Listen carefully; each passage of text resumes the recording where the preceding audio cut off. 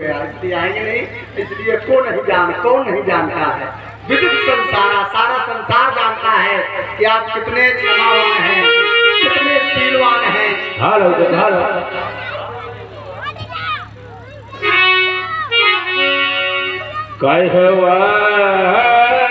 लखन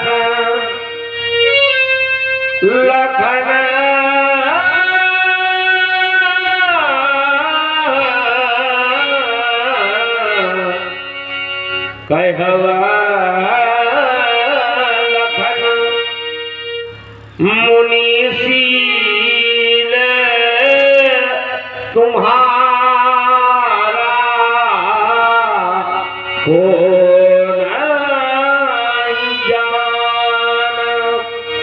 विदित संसारा को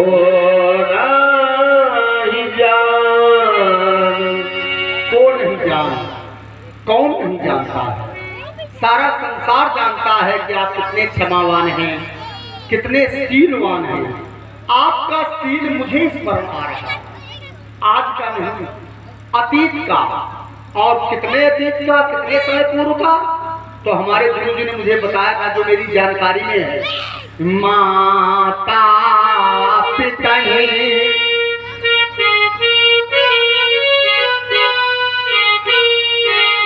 माता पिता और ने भाइयों नीचे गुरु ने रहा सोचे बाढ़े जीते गुरु ने रहा।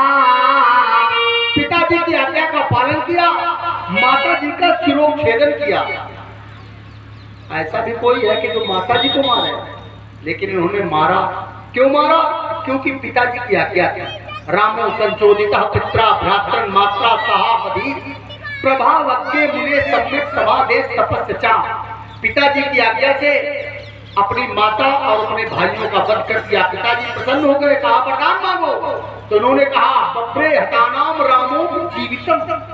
इन्होंने कहा मेरे द्वारा मारी गई मेरी माँ जीवित हो जाए, मेरे भाई जीवित हो जाए। इतने नहीं वरदान में मांगा, एक विशेष बात मांगी। जानते हो क्या? चा स्मृतिम बधे, और उनको वध का स्मरण न रहे। क्यों? ऐसा क्यों मांगा? अच्छा, ऐसा काम क्यों करना पड़े? ऐसा काम क्यों किया जाए कि बाद में उसके लिए वरदान चाहिए कि ध्यान न रहे कि हमारा विरोध करें आदि आदि। माता जी का वध किया, भाइयों का वध किया, वरदान मांगने के लिए पिताजी ने कहा। तो उन्होंने कहा इनको जीवित तो हो जाए, लेकिन वध का स्मरण न रहे। क्यों?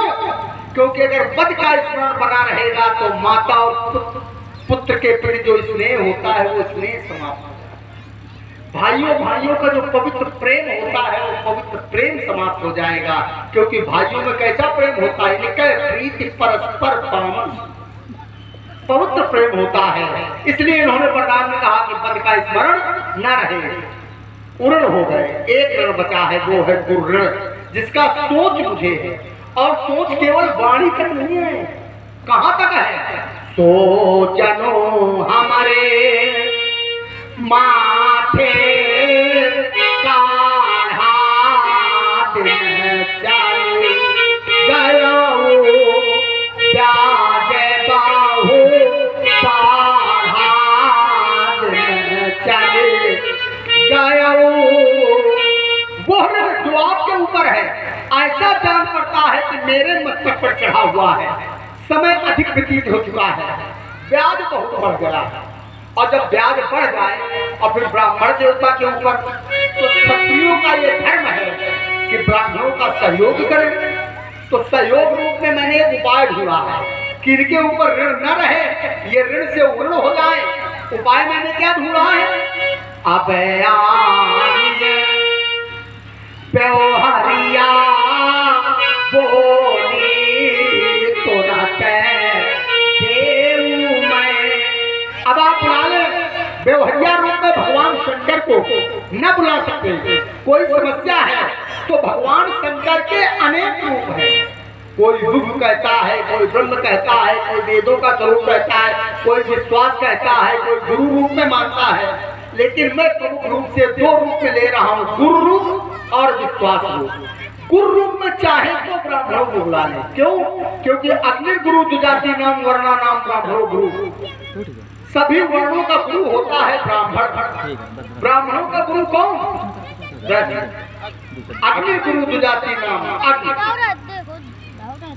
तो ब्राह्मणों को बुला लें, गुरु रूप में जान लें, भगवान शंकर को जान लें, गुरु से उल्ट हो जाए। ऐसा भी अगर ना हो, संभव ना हो, कोई समस्या हो, तो विकल्प है हमारे पास। क्या? जिस चीज पर विश्वास हो उसे भगवान शंकर के रूप में जान ले, क्योंकि भवानी शंकरो वंदे श्रद्धा विश्वास रूप लो। तो जिस चीज पर विश्वास है भगवान शंकर के रूप में दर्शन करें और गुरु से उल्ट हो जाए, सहयोग मेरा रहेगा आपके। राजकुमार लक्ष्मण, तुमने एक नहीं अनेक आरोप हमारे ऊपर पुनः आरोपित किए। तुम्हारे द्वारा कहा गया माता पिता के गुरु सोच पर दी के, लेकिन इससे तुम अवगत नहीं हो कि मैंने अपनी माँ का शीश किन पश्चिम में काटा। एक बार मेरे पिताजी ने मेरे चारों गुरुओं को बुलाया, बुला करके कहा जाओ अपनी मैया का शिरोच्छेदन कर दो। मेरे चारों भाई पिताजी की सामर्थ्य को नहीं जानते थे। उन्होंने कहा नहीं, ये कार्य मेरे द्वारा नहीं हो सकता। पिताजी ने मुझे बुलाया, बुला करके कहा जाओ राम अपनी मैया के समेत चारों भाइयों का शिरोच्छेदन कर दो। मैं जानता था अपने पिताजी की सामर्थ्य को। पहुंचा माँ के पास, माँ से निवेदन किया, माँ पिताजी का आदेश है मैया का शिरोच्छेदन कर दो। मेरी माँ ने एक संकेत दिया कि प्रत्येक पुत्र का दायित्व है कि अपने पिताजी के आदेश का अच्छा सा पालन करे।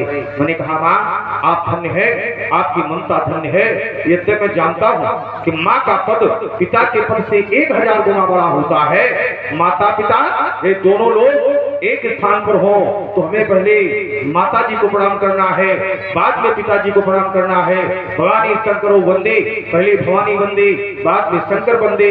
लेकिन आज्ञा है तो पितु आय धर्म टीका, पिता की आज्ञा सर्वश्रेष्ठ है और इसी का मैंने निर्वहन किया। परशुराम की तो आज्ञा राखी, मारी मात लोग सब साखी। मैया ने संकेत दिया तो मेरे मन में एक प्रश्न जन्म लिया, माँ कहते किसे हैं? उत्तर आया, जो अपने सारे सुखों को दूसरों के प्रति समर्पित कर दे, ऐसी शक्ति का नाम है माँ। जो निराकार को निराकार बना दे, ऐसी शक्ति का नाम है माँ। मेरी मैया कुछ भी कहती तो मेरी प्रज्ञा निर्णय लेती। मैया ने कुछ कहा नहीं, सिर दाएं बाएं हिला नहीं। मैया का दिल झुक झुक जाता, वरदान चाहती थी माता। मैं कैसे करता तिरस्कार, क्या सुना नहीं है समाचार। मैंने पितु का सम्मान किया, मैंने पितु का सम्मान किया, पूरा उनका अभियान किया। जो पिता कहे वो पुत्र करे, चाहे असफलता भले मिले। पत्नी माने पति का निर्णय, तब भाव में होता प्रणय। मैं इसमें ही लाया निखार, क्या सुना नहीं है समाचार। मैया के संकेत को प्राप्त करके माँ की ग्रीवा पर कठिन कुठार का प्रहार किया और ये रत्न स्रोत देकर जब मैं अपने चारों भाइयों के पास पहुंचा, भाइयों से निवेदन किया, पिताजी का आदेश है भाइयों का शिरोच्छेदन कर दो। तो मेरे चारों भाइयों ने एक मत होकर एक स्वर में एक संकेत दिया, बोले सुनो जननी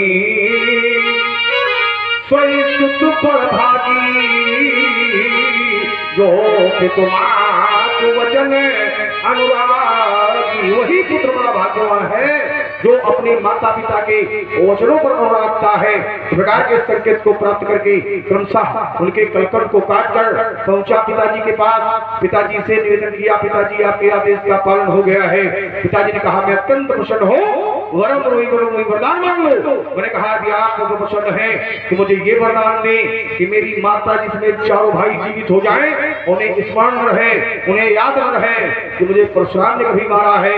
इस वरदान से मेरे पिताजी अत्यंत प्रसन्न हुए और भी उन्होंने कई वरदान दिए। अगला बिंदु रखा। अब आनी बेहरिया बोली। बेहरिया नाम भगवान शंकर को आदेशित नहीं कर सकते हैं, लेकिन इस समय जितने लोग यहाँ पर उपस्थित हैं, दूर भी हैं, यदि हमारी ध्वनि उन तक पहुंच रही है, यही हमारे निकटतम व्यवहारी हैं, क्योंकि इन सभी लोगों का तन मन धन प्रत्यक्ष परोक्ष किसी रूप में सबका सहयोग है और इस धर्म के कार्य में